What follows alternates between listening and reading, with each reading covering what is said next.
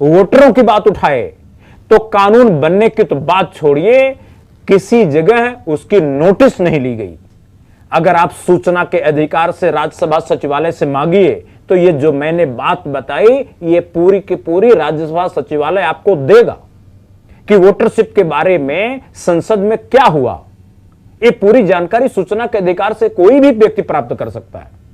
तो गोयल कमेटी के बारे में बहुत लंबी कहानी है, आपको इतना जानना पर्याप्त है।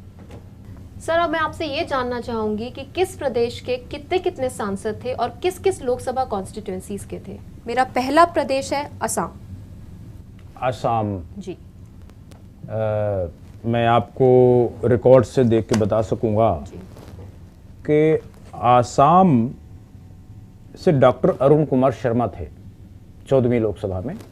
वो लखीमपुर क्षेत्र का प्रतिनिधित्व करते थे और आसाम गण परिषद की पार्टी से थे और 30 जुलाई 2005 को उन्होंने नोटिस दिया था। और श्री सर्बानंद सोनोवाल थे डिब्रूगढ़ से एमपी, वो भी आसाम गण परिषद के थे। उन्होंने 28 अगस्त 2005 को वोटरशिप मिले इस मांग को करने वाली याचिका को सिग्नेचर किया था। ये तो बहुत खुशी वाली बात है। और बीरेन सिंह इंगती कांग्रेस के एमपी हुआ करते थे उन दिनों, वो भी कांग्रेस के आसाम से थे और उनका एक ऑटोनोमस जिला हुआ करता था, वहां से थे।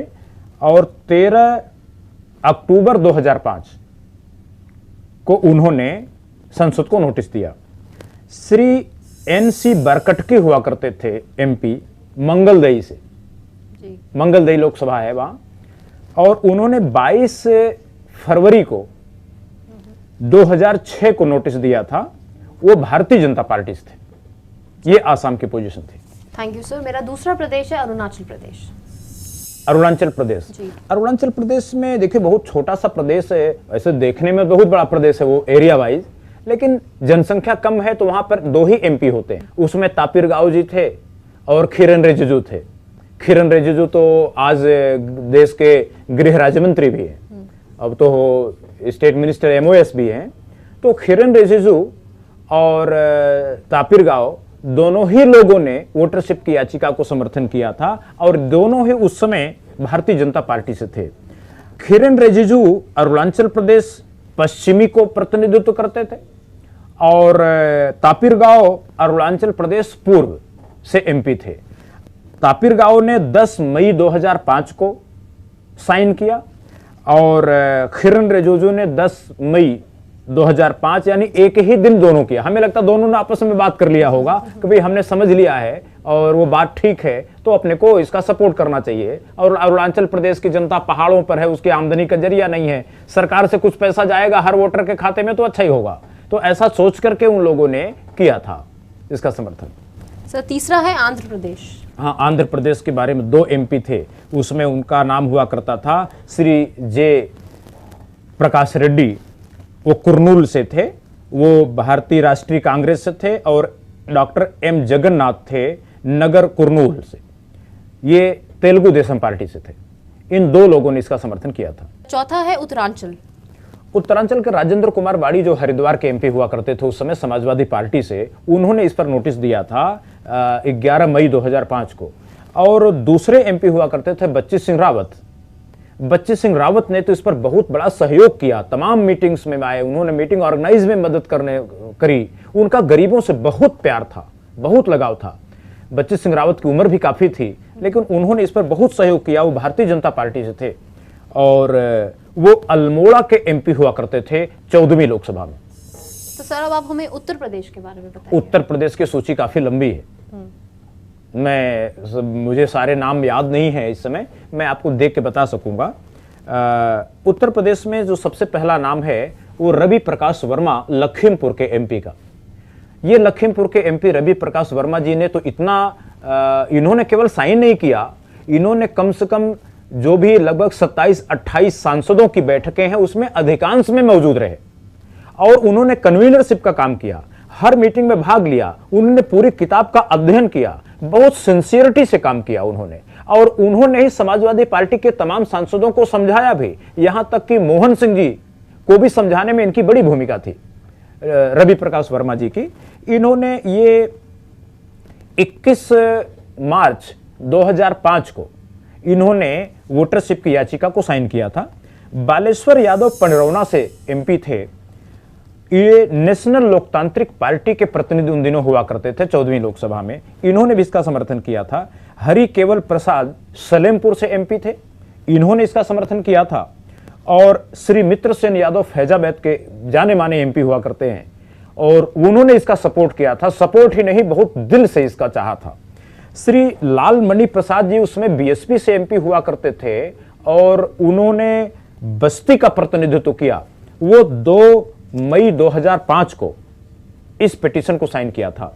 श्री रामजी लाल सुमन फिरोजाबाद के एमपी उन दिनों हुआ करते थे, वो समाजवादी पार्टी के थे। उन्होंने 3 मई 2005 को इस पिटीशन को साइन किया था। श्री राधेश्याम कोरी घाटमपुर कानपुर के पास पड़ता है, उसके एमपी हुआ करते थे, वो समाजवादी पार्टी से थे। उन्होंने 10 मई 2005 को साइन किया था। इसी तरह श्री राजा रामपाल उन दिनों बिल्हौर के एमपी थे और बीएसपी से थे, उन्होंने इसका सपोर्ट किया था। श्री चंद्रपाल सिंह यादव ये झांसी से एमपी हुआ करते थे, समाजवादी पार्टी से थे, उन्होंने इसको साइन किया था। श्री महेंद्र पाल निषाद उन दिनों फतेहपुर के एमपी थे और बीएसपी से थे, उन्होंने इसका सपोर्ट किया था। उस समय एक बहुत बुजुर्ग सांसद थे श्री शफीकुर रहमान बर्क, वो तो बहुत ही सज्जन व्यक्ति थे, उनसे तो बहुत बार वो तो कहते थे कि मेरे जीते जी हो जाता तो बहुत अच्छा था। शफीकुर रहमान बर्क मुरादाबाद के एमपी हुआ करते थे समाजवादी पार्टी से, उन्होंने भी इस पिटीशन को साइन किया था 20 मई 2005 को। और कैलाश नाथ यादव चंदौली के एमपी हुआ करते थे, उन्होंने भी इसको सपोर्ट किया था और बीएसपी से थे उन दिनों। मोहम्मद ताहिर खान उस समय सुल्तानपुर के एमपी थे और बीएसपी से थे, उन्होंने भी इसका सिग्नेचर किया था, नोटिस दिया था स्पीकर को। इलियास आजमी शाहाबाद के एमपी हुआ करते थे, उन्होंने इसका सपोर्ट किया था, बीएसपी से ही थे। और श्री किशन सिंह दिलेर हाथरस के एमपी थे बीजेपी से। किशन सिंह दिलेर की उम्र काफी थी उस समय भी, लेकिन उन्होंने बड़े दिल से इसका साथ दिया, बड़ा काम भी किया। भानु प्रताप वर्मा जालौन के एमपी थे बीजेपी से, उन्होंने भी इसका सपोर्ट किया, काफी काम भी किया। और बरेली के एमपी हुआ करते थे संतोष गंगवार। संतोष गंगवार जी उस समय मेरे को याद आता है भारतीय जनता पार्टी के उस समय चीफ व्हिप भी थे और उन्होंने इस पिटीशन को साइन करने से पहले बहुत बार मेरे से मीटिंग करी, बहुत स्टडी किया और बड़े तर्क वितर्क किए और अंत में साइन ही नहीं किया, अपने घर पे सांसदों का डिनर भी रखा।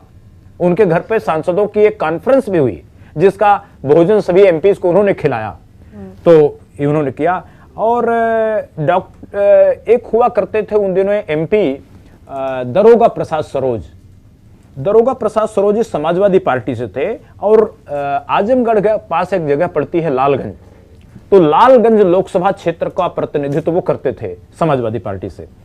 शैलेंद्र कुमार इलाहाबाद के पास एक सीट पड़ती है लोकसभा की, मेरे को याद आती है कौशाम्बी, कौशाम्बी के एमपी हुआ करते थे और समाजवादी पार्टी से थे। उन्होंने तो दिन प्रतिदिन इसका सहयोग किया। उनका कहना था कि गांधी जी अगर वोटरशिप लागू हो गई तो पूरे देश के दलितों का उद्धार होता, हाँ पूरे देश के। उन्होंने बड़े दिल से काम किया और इवन आज तक, मैं आज बैठा हूं, आज तक उनके दिल में ये ज्वाला धधक रही है, आज तक वो चाहते हैं कि कुछ करें।